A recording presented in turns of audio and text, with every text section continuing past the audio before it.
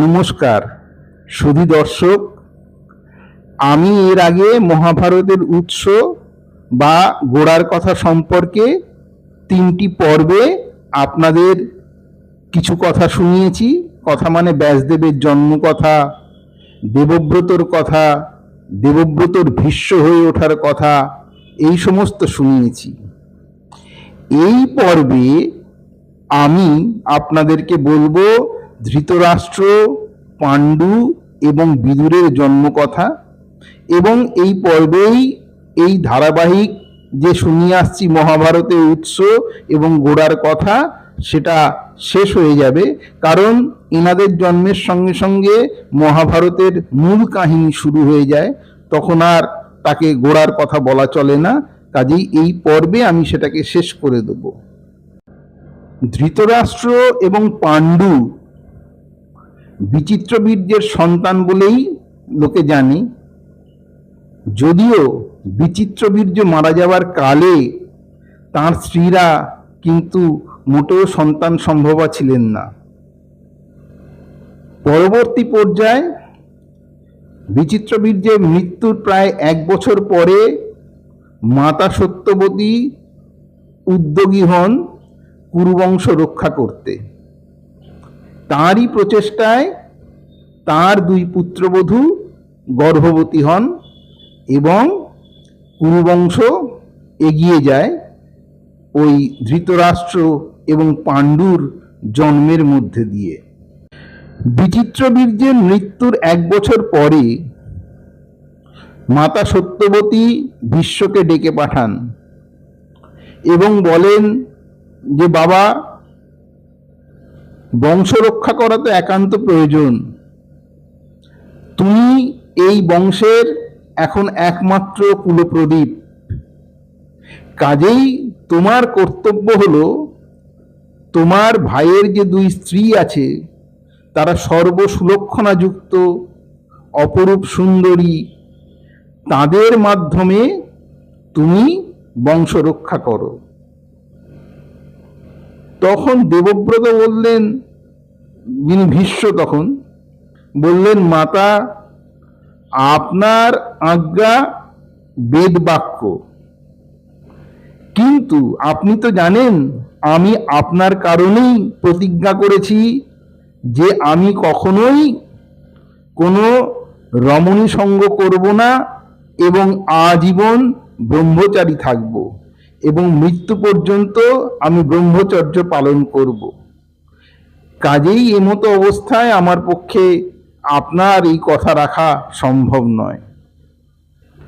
তখন সত্যবতী তাকে বোঝালেন, আরে সে নিয়ে তুমি এত চিন্তা করছো কেন? তুমি প্রতিজ্ঞা করেছিলে আমার পিতার কাছে, প্রতিজ্ঞা করেছিলে তোমার পিতার জন্যে। এখন তোমার পিতা জীবিত আছেন, না তো আমার পিতা জীবিত আছেন। কাজেই তুমি এখন সেই প্রতিজ্ঞা নিয়ে মাথা কেন ঘামাচ্ছ? আর সর্বোপরি আমার তো আর কোনো সন্তান বেঁচে নেই, আমার 2 সন্তানই মৃত। কাজেই এক্ষেত্রে তো কোথাও কোনো অসুবিধে আর নেই। কিন্তু ভীষ্ম বললেন, না মা, ক্ষত্রিয়ের ধর্ম হচ্ছে প্রতিজ্ঞা পালন করা।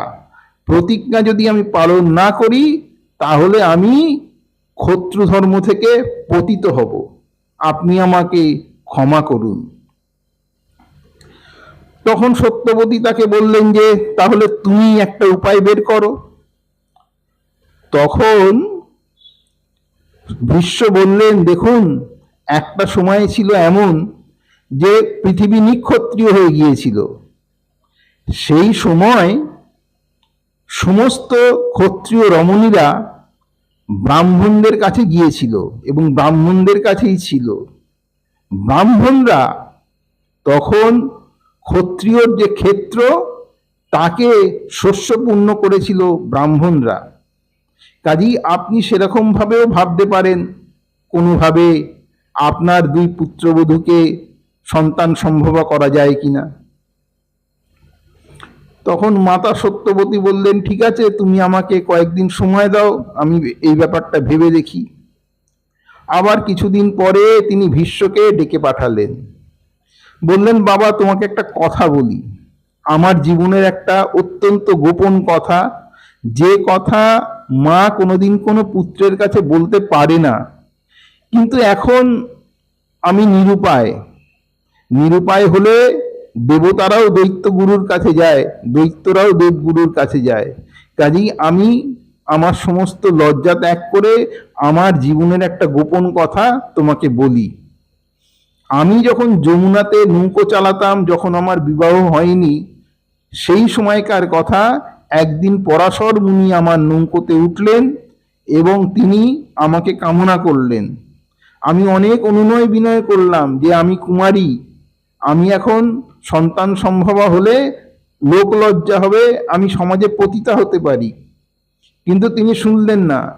শেষে আমি বললাম, দেখুন আমার গায়ে আষ্টে গন্ধ, মাছের গন্ধ, আপনার ভালো লাগবে না। তখন তিনি একটা উপায় বের করে আমার গা থেকে মাছের সমস্ত গন্ধ সরিয়ে দিলেন এবং তার বদলে আমার গা সুগন্ধি পরিপূর্ণ হয়ে উঠল। তা এরপরে তিনি কোনো মতেই শুনলেন না এবং আমাকে তিনি বাধ্য করলেন। এরপরে আমি যখন গর্ভবতী হলাম, আমার পিতা আমাকে একটি দ্বীপে পাঠিয়ে দিলেন। সেইখানে আমি এক পুত্রের জন্ম দিয়েছিলাম। পুত্রের রং ঘোর কৃষ্ণবর্ণ বলে তার নাম রাখা হয়েছিল কৃষ্ণ, এবং যেহেতু সে একটি দ্বীপে জন্মেছিল তাই তার নাম রাখা হয়েছিল দ্বৈপায়ন। সার্বিকভাবে তার নাম কৃষ্ণ দ্বৈপায়ন। সে এখন বদরিকা আশ্রমে আছে।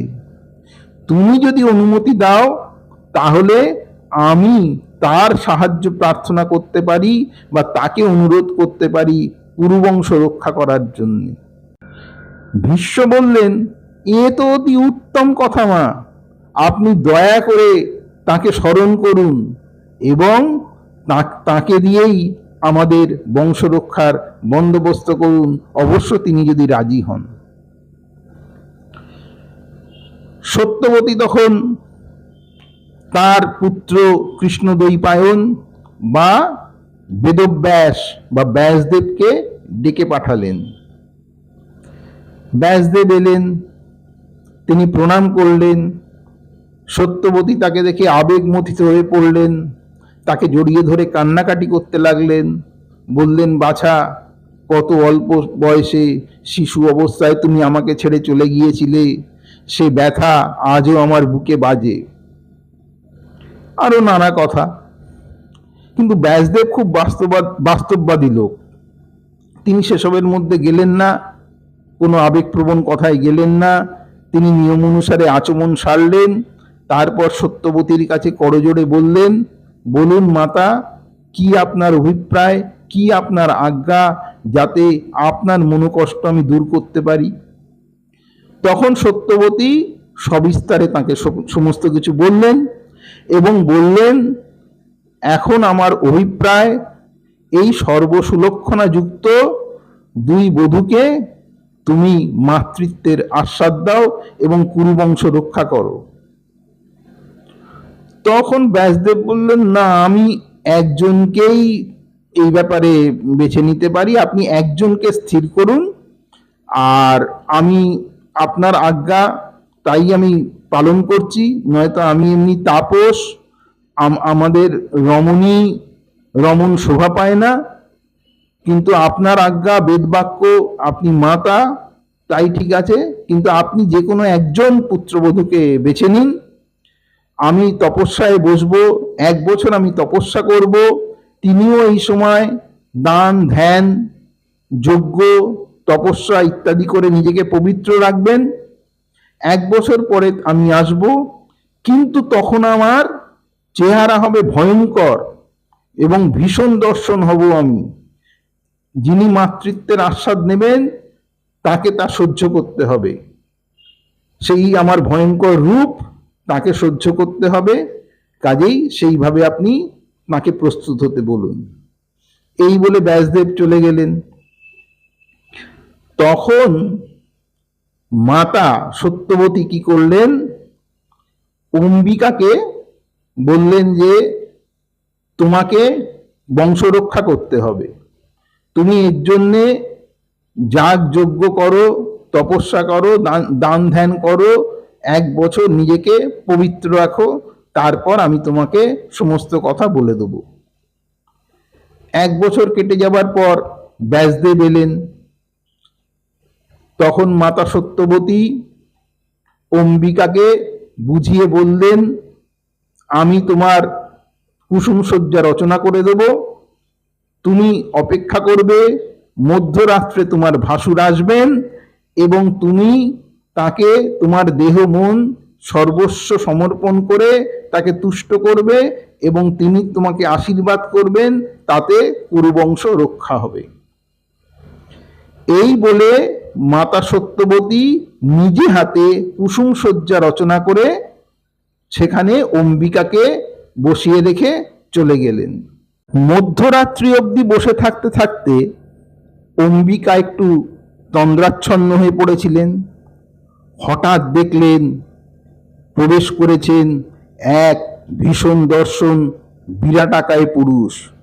বিশাল তার শরীর, তার পেশিগুলো স্ফীত, তার ঘোর কৃষ্ণবর্ণ রং, তার পিঙ্গল বর্ণ শ্মশ্রু গুম্ফ এবং জটা, দুটি চক্ষু তার কটা এবং আরক্ত।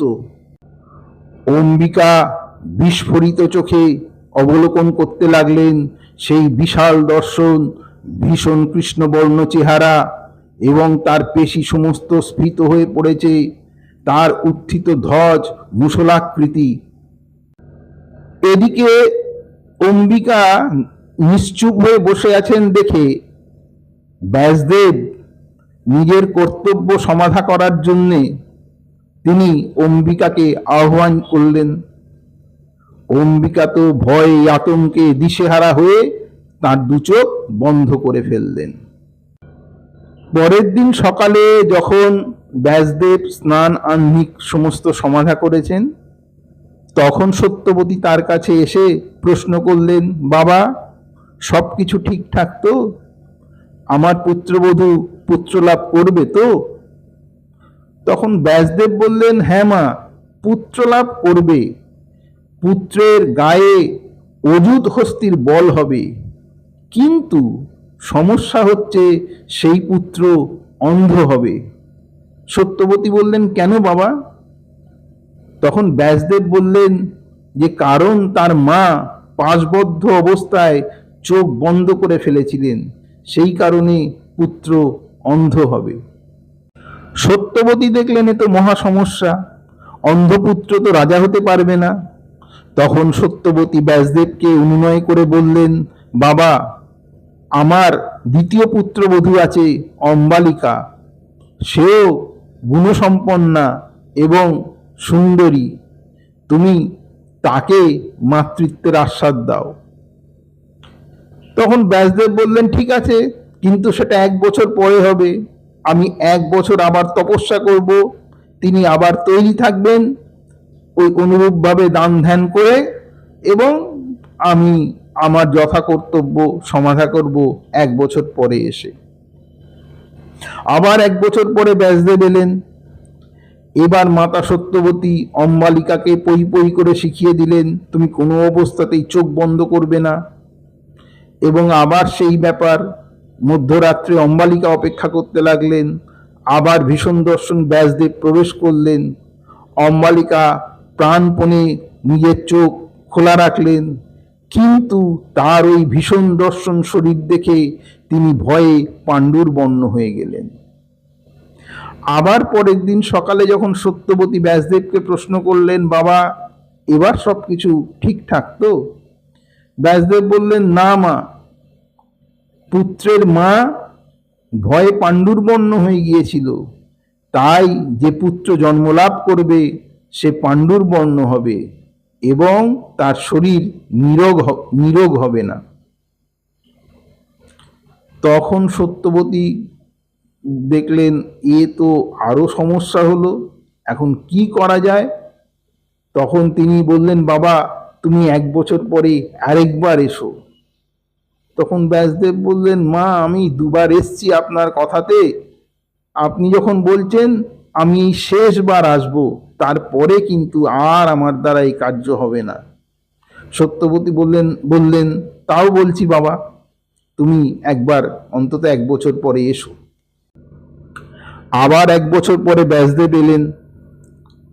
মাতা সত্যবতী অম্বিকাকে বললেন তুমি যাও। অম্বিকা কিছুতেই রাজি নয়, সে কিছুতেই যাবে না। তখন তিনি অম্বালিকাকে বললেন। অম্বালিকা সত্যবতীর পায়ে ধরে কাঁদতে লাগলেন। তিনি কান্নাকাটি করলেন পা জড়িয়ে ধরে, যে আমাকে কিছুতেই পাঠাবেন না আপনি ওখানে। তখন সত্যবতী বললেন যে আমার পুত্র তো 1 বছর তপস্যা করেছে, এখন কোনো রমণীকে তো তার কাছে পাঠাতেই হবে। তখন অম্বিকা বললেন আমার পরিচারিকা আছে, অত্যন্ত বুদ্ধিমতী, আপনি তাকেই পাঠান মা। তখন অম্বিকার সেই পরিচারিকাকে ব্যাসদেবের কাছে পাঠানো হলো, বা তাকে সেই ঘরে রাখা হলো। ব্যাসদেব সেখানে এলেন।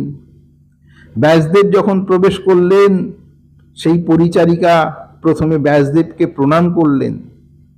তারপর তিনি তার আবরণ এবং আভরণ সমস্ত কিছুই ব্যাসদেবের পায়ে সমর্পণ করলেন, অর্থাৎ তার বস্ত্র এবং গহনা সমস্ত কিছু তার ব্যাসদেবের পায়ে সমর্পণ করলেন, তাকে আরতি করলেন এবং এরপরে তাকে আহ্বান করলেন। পরের দিন সকালে যখন মাতা সত্যবতী ব্যাসদেবের কাছে গেলেন, ব্যাসদেব বললেন আমি অত্যন্ত প্রীত হয়েছি। এইবার যে সন্তান এর গর্ভে জন্মাবে সে অত্যন্ত বিদ্বান এবং বুদ্ধিমান হবে, তার পাণ্ডিত্যের খ্যাতি বিদেশে ছড়িয়ে পড়বে, বহু দূর পর্যন্ত ছড়িয়ে পড়বে, তার কথা বহু লোক মনে রাখবে। প্রথম যে অন্ধপুত্র হয়েছিল তিনি হয়েছিলেন ধৃতরাষ্ট্র। দ্বিতীয় যে পাণ্ডুর পুত্র হয়েছিল তিনি হয়েছিলেন পাণ্ডু। আর যিনি দাসী পুত্র হয়েছিলেন তিনি হচ্ছেন বিদুর। আমার কাহিনী এখানেই শেষ হলো। আমার ভিডিওটি ভালো লাগলে লাইক করবেন, শেয়ার করবেন, সম্ভব হলে চ্যানেলটিকে সাবস্ক্রাইব করবেন এবং বেল আইকনে প্রেস করে রাখলে আমি আপনাদের কাছে সহজে পৌঁছতে পারবো। ভালো থাকবেন। নমস্কার।